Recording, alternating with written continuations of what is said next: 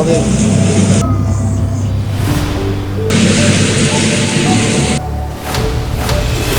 On est venu visiter un de nos clients basé dans les Arcs en France.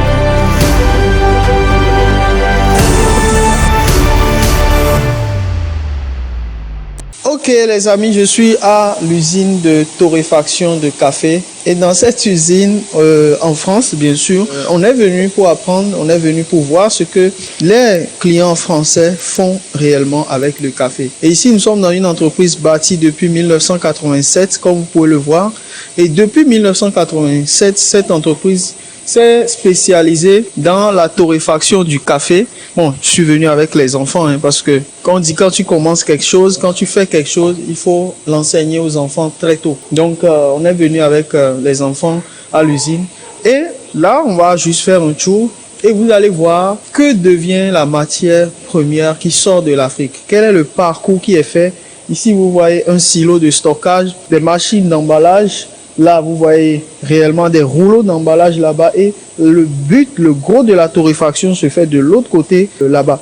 Donc voilà, si vous venez, vous allez voir tout ça et suivez-moi dans cette aventure. Je vais vous montrer réellement comment est-ce que ça se passe depuis le champ jusqu'à l'usine. Et ça, c'est une usine qui vaut environ 300 000 €. Bon les gars, je suis dans une usine de transformation de café. Voilà. Café de Costa Rica. Donc ça c'est du... Voilà les cafés. Je vous laisse admirer le paysage et profiter du climat. Voilà. Donc ici vous avez une... À vous installer confortablement. Rémi Boulet va arriver. En sacheuse. L'histoire et la culture du café. On va nous faire regarder un film d'abord. Et après, on va regarder comment se passe le processus. Donc, ce sont nos clients. Café. Ils s'occupent de la torréfaction et de la vente de café ici en France. Donc, j'ai décidé de venir les visiter. Et là... Vous aussi, vous allez découvrir à peu près comment ça se passe, tout cet univers du café. Donc là c'est le café de l'Éthiopie normalement. C'est dans l'Éthiopie qu'on a découvert le café. Voilà. Et ça, c'est en Afrique. Le café a été découvert en Éthiopie au XIIe siècle.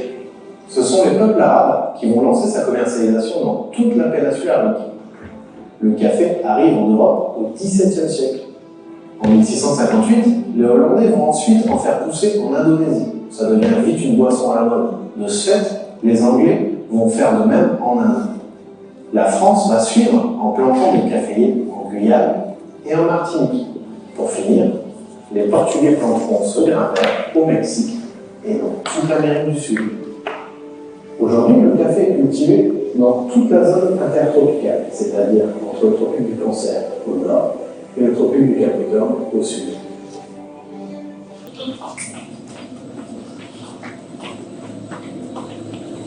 Alors, là, vous êtes dans l'atelier.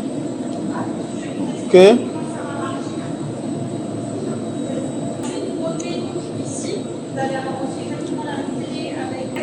Ça, c'est pour la torréfaction du café. Hein.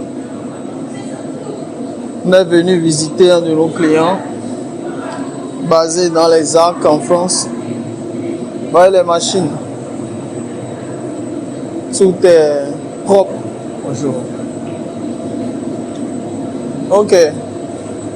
Il y a du café à l'intérieur. Là, là, il y a du café.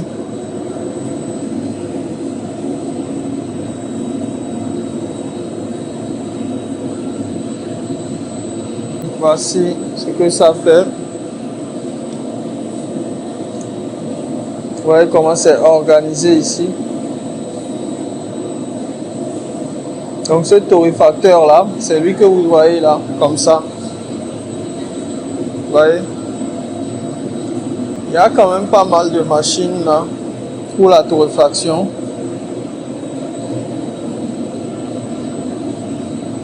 Ah, c'est un entonnoir géant ça. Celui-là, c'est un entonnoir. C'est pour le café vert, pour le stockage du café vert. Ah, c'est pour stocker le café. Il permet de stocker le café. Oui. Ah, c'est le café. Oui, c'est du café comme ici. Comme ce qui est là. Comme ce qui est... Tu vois ça ici par exemple.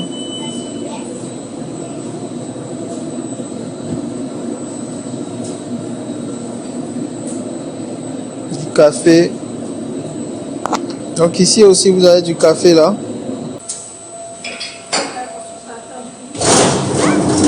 Ah. Regardez. Ouais. Magnifique.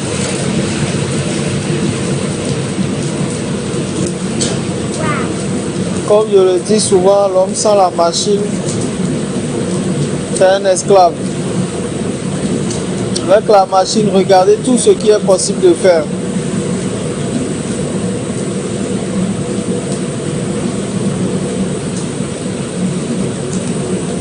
Donc le café brut est versé ici, torréfié, c'est torréfié.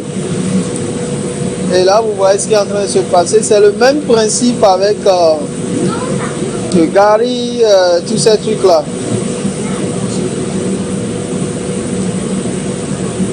Donc beaucoup de gens se demandent à quoi ressemble la transformation du café. Regardez. C'est un métier, hein? C'est un métier qui s'apprend. Pour faire du bon café. Là, il est en train de mélanger. Mais ça refroidit de quelle façon? Il y a un refroidisseur. C'est pour ça qu'avec lui, ça aspire l'air chaud. Ça aspire l'air chaud. Quand il sort, il est environ 210 degrés. Il faut couper l'air chaud pour pouvoir aspirer la cuisson. Ok. Donc il y a quelque chose en bas là-bas maintenant qui aspire. D'accord.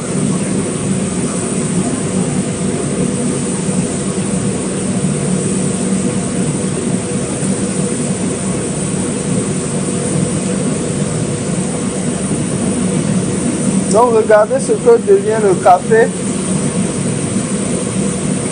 qui quitte nos champs. Celui-là, il vient du Costa Rica ou bien de... Un mélange. Ok, vous mélangez aussi. Vous mélangez par exemple Costa Rica, Éthiopie, tous ces cafés-là. Ok, ok.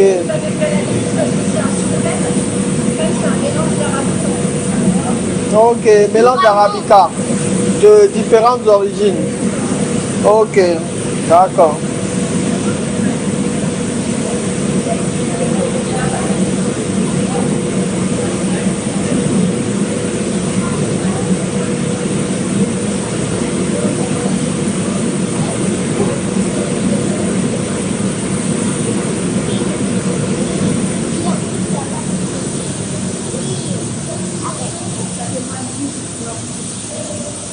On reçoit nos cafés verts par biais d'importateurs de café.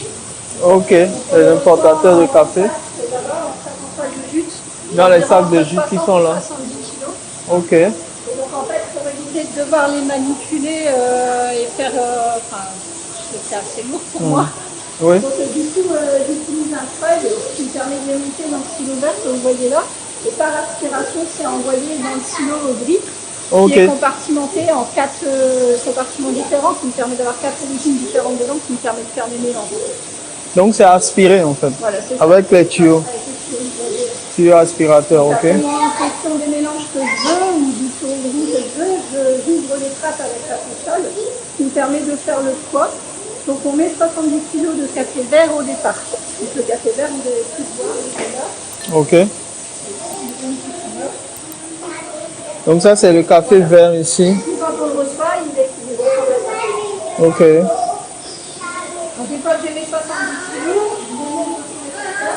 je les mets Donc la partie en haut, c'est une traînée de stockage. Et je mets en route, je mets en chauffe le torréfacteur. En charge.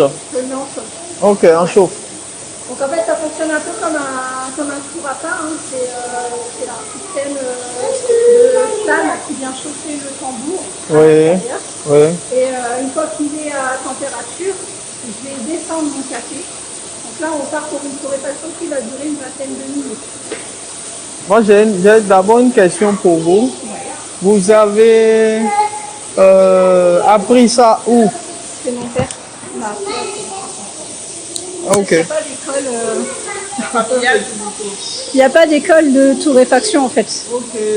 Ça s'apprend un peu par le bouche à oreille. Et... Dans toute la France, il n'y a pas d'école de torréfaction. Non.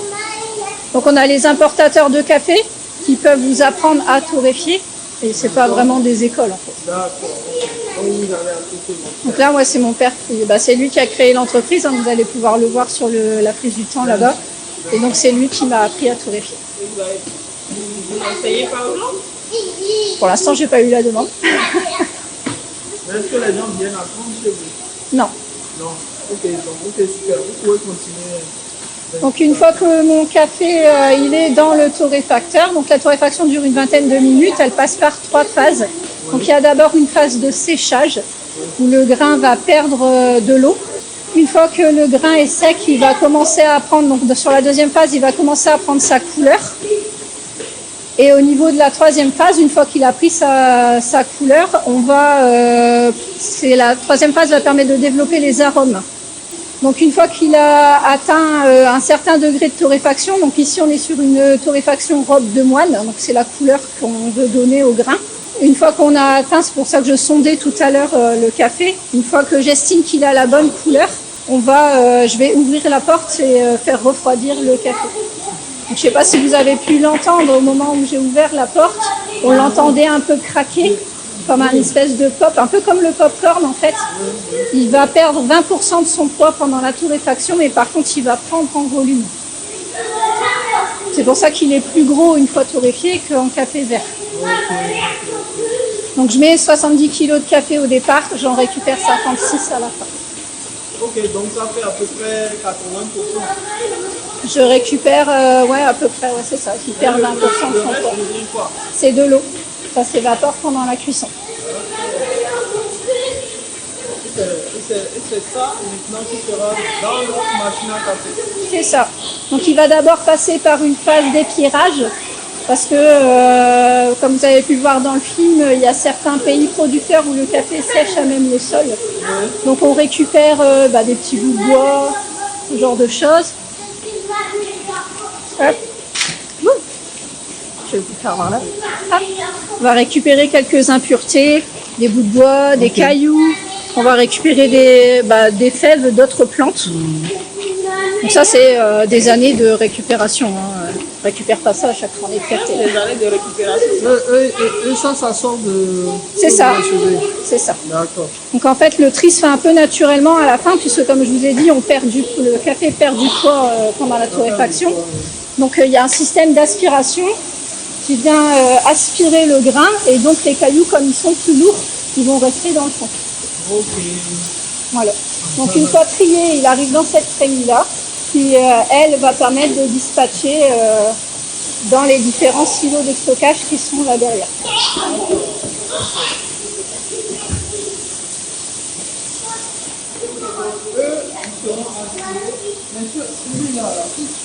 C'est ça. Et il va aspirer le café de cette trémie-là pour l'envoyer vers les silos de stockage ou vers les étouffoirs qu'il y a là-bas. C'est ça. après qu'il est stocké dans les silos, Oui. on laisse à peu près une phase de 24 à 48 heures de repos. 24-48 heures de repos, oui. Et après, on envoie vers l'ensacheuse. D'accord. L'ensacheuse, c'est elle qui est, La machine qui est là-bas. qui est là-bas.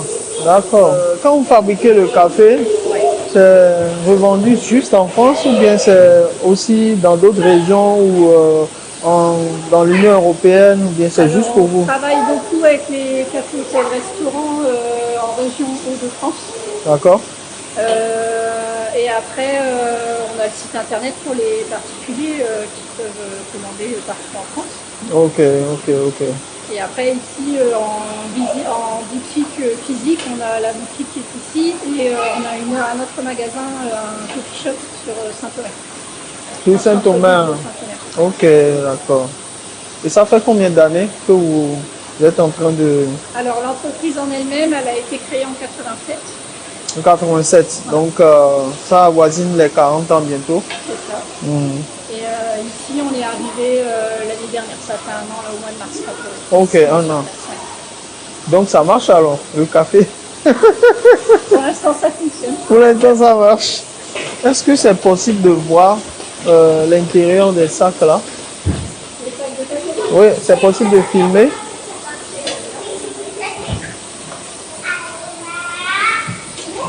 Voilà. Donc ça, c'est le café vert.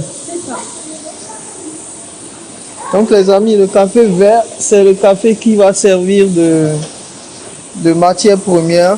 C'est ce qui vient directement des champs en fait, C'est ce qui vient des producteurs. Ouais. des Enfin, de producteurs. la cerise en fait, vous avez pu voir le film, c'est le noyau de la cerise. En fait. Exactement. D'accord. En tout cas, c'est très intéressant parce que nous, nos parents sont des planteurs. Mais nous, on ne sait pas la suite. On ne sait pas exactement comment se passe la suite depuis la récolte jusqu'à ce qu'on arrive à la transformation que ce qu'on a ici.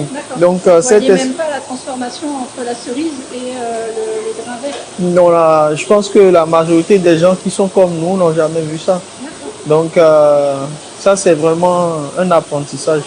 Ça nous ouvre les yeux quand même à comprendre qu'il y a tout un schéma qui se fait derrière avant de pouvoir être consommé. Parce qu'il paraît que le café, c'est l'un des produits les plus consommés en Europe. C'est ça. Juste après l'eau. Ouais. Juste après l'eau. Hein. Je pense qu'il y en a même qui remplacent le café par l'eau. Hein. Aussi. Se douche avec. C'est mis directement dans les bocaux ou... Donc là, c'est envoyé en stockage pendant 24 à 48 heures. Oui. Parce que le café respire, entre guillemets, hein, donc il y a un gaz, il y a du CO2 en fait hein, qui s'échappe après la torréfaction. Donc pour éviter que les paquets gonflent, on n'entache pas tout de suite. D'accord. Ça va éviter aussi d'avoir trop de bulles au niveau de l'extraction, au niveau de la consommation. Donc au bout de 24 à 48 heures, donc nous on le met en sachet, donc soit en grain, soit en mou. D'accord. Il y a combien de personnes qui travaillent ici? Donc comme on travaille beaucoup avec les cafés hôtels restaurants, on a aussi un service technique puisqu'on met à disposition des machines à café, des moulins. Ah ok, des choses. ok. Donc en tout, avec le service commercial, le service technique, le bureau et ici, on est une dizaine de personnes. Une dizaine de personnes. Mais au niveau de l'usine de la torréfaction, vous n'êtes que deux à faire tout ça? Oui. Waouh! Vous n'avez pas besoin de plus de personnel ou c'est Vous un n'avez choix? pas besoin, Non, non? on n'a pas besoin de plus. Waouh! Pour l'instant, c'est suffisant. Donc vous avez juste ce circuit-là, vous stockez, torréfiez, triez un peu et après stocker et Après, c'est soit envoyé directement chez les clients pro, soit... C'est possible de voir l'ensachage ou bien vous n'avez pas de, Là, j'ai pas de produit à deux? Ok, ok. À chaque... C'est quoi la meilleure manière de consommer pour avoir De déguster. Pour bien déguster. Est-ce que c'est en grain? Comme ça, ou bien moulu ou transformé? Parce que au niveau des arômes, le meilleur moment, c'est juste après la mouture. C'est pour ça que maintenant, les gens ont de plus en plus souvent les machines à grains, parce que ça permet d'avoir les meilleurs arômes à la dernière minute. Parce qu'après la mouture, en fait, il va sédenter un peu, donc il va perdre des arômes. Il faut le consommer le plus tôt possible après la mouture. Ah, ok. La mouture. Ouais. Bon, une usine comme ça peut coûter combien? Peut coûter combien à mettre en place? Vous êtes juste le métier. Non, ce que j'aime en France, c'est que Chacun s'occupe de son... tout est subdivisé en fait. Il y a la personne qui s'occupe de ça, le technicien, le financier et tout ça. Et le financier ici, c'est qui? C'est papa. C'est ça. Ok. C'est une entreprise familiale. Familial, ouais. Les torréfacteurs, il est récent puisqu'on l'a acheté l'année dernière quand on a déménagé, en fait, pas ici. Ok. Et donc, c'est un fabricant français. C'est papa là-bas? C'est papa là-bas. Oh, on a la chance. On a la chance de rencontrer. On a la chance. Bonjour. Oui. Alors bon, ça marche pas. On avait une question qu'on a posée à votre fille par rapport à la mise en place, par exemple, d'une usine comme ça, peut coûter combien financièrement? Faut compter l'ensemble complet. Faut compter à peu près 300 000 euros. 300 000 euros. Et vous le faites sur fonds propres ou bien vous êtes accompagné par une institution financière? Non, on est accompagné par nos banques, hein, forcément, hein, mais voilà, c'est tout, ça s'arrête là. Oui, parce que nous on vient d'Afrique.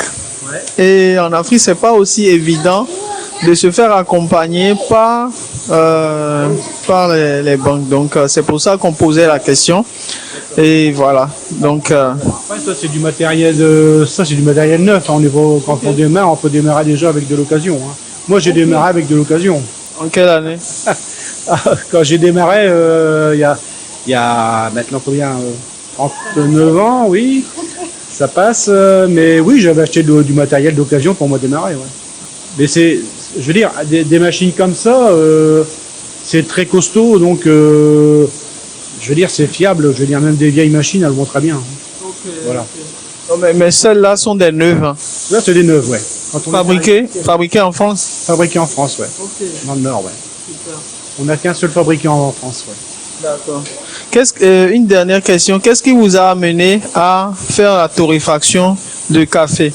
Alors, donc, au départ, j'étais représentant dans les cafés, hôtels, restaurants.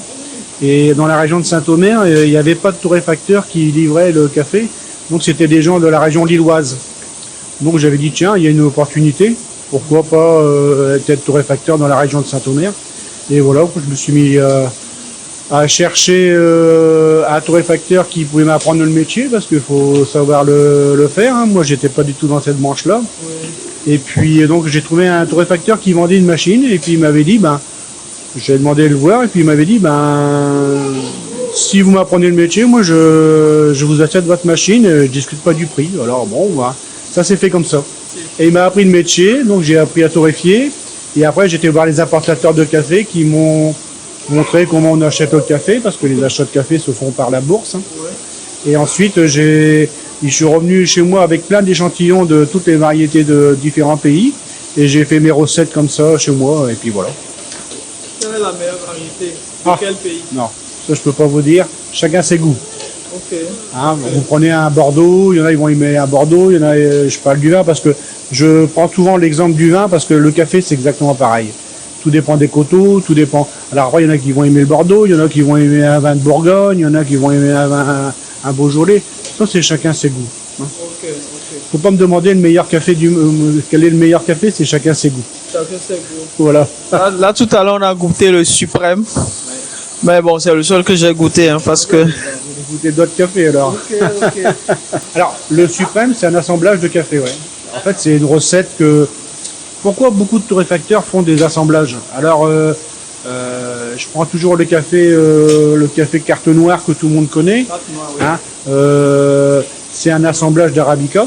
Alors, l'avantage de faire des assemblages, c'est que si le goût il vous plaît bien, vous n'allez pas le retrouver chez un autre marchand de café, puisque c'est une recette à secret. Voilà. Donc, on fait des assemblages comme ça. Ok. Et après, on vend aussi des pures origines, attention. Voilà. On voit que vous êtes passionné de la chose. Maintenant, ouais. Et votre fille aussi. Elle est passionnée. Merci. Et c'est quoi l'idée aussi de montrer aux gens comment ça fonctionne? La plupart des gens le cachent quand même. Voilà. Bah, justement, c'est ça que je voulais montrer parce que les gens ne savent pas comment on fait le café. Les gens, ils ne savent pas déjà comment on cultive le café, de où ça vient. Et moi, je voulais montrer ça à tout le monde parce que faut faire découvrir notre métier. C'est passionnant, il faut le faire découvrir. Voilà. En tout cas, là, vous êtes sur une chaîne de plus d'1 million d'abonnés. Ah, bah c'est super là. Les gens viendront ici forcément vous regarder, de voir ce que vous faites. Si Bah, par c'est bien. exemple, nous, on veut mettre en place ce genre d'usine, est-ce que vous êtes en Afrique? Est-ce que c'est possible de vous accompagner par exemple? Pourquoi pas? Ce sera payant ou gratuit? Tout est à voir. Mais pourquoi pas? C'est vrai qu'il y a plein de choses à découvrir. Tout à fait. Alors, nous, on est du Bénin et du Togo. Au Togo, ils font du Robusta, c'est ça? On fait du Robusta là-bas, Togo. Donc, après, je sais qu'il y en a qui exportent, mais c'est généralement vers des négociants, Ah oui. des importateurs, quoi. C'est pas pareil. Là. Les boîtes tout tout Ouais, ouais. Mais bon, l'Afrique, c'est un vaste chantier et il y a vraiment énormément de choses à apprendre, quoi. Énormément de choses à apprendre pour pouvoir faire de la torréfaction. Ouais. Ok. En tout cas, Je demandais tout à l'heure aussi, vous ne formez pas les gens? Bah, on pourrait toujours, hein, mais il faut avoir le temps, ouais. Et pourquoi pas, oui. Pour l'instant, vous n'y pensez pas. On m'a pas encore posé la question. Vous êtes la première à me poser la question. ok, bien sûr. Bah, on serait ravis d'avoir vos contacts aussi. Ouais, bah, je vais vous donner ma carte. Ok, comme ça, on pourrait continuer les échanges. Mais bon, ça, c'est nos enfants. Hein.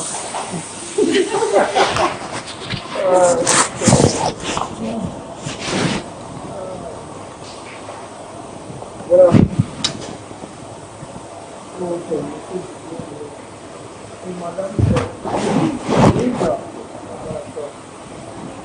La plupart des entreprises en Afrique vont mourir rapidement parce que généralement c'est le père qui fait et il ne montre pas aux enfants. Et quand il va vouloir peut-être approcher de l'âge où il va mourir, en ce moment il va commencer à courir pour enseigner aux enfants, sauf que pendant ce moment c'est trop tard. Il faut le faire, hein. C'est bien avant qu'il faut le faire. Vous Ça avez fait- commencé. Ça fait combien de temps que tu es avec moi? Non. Ça fait beaucoup. 20 ans.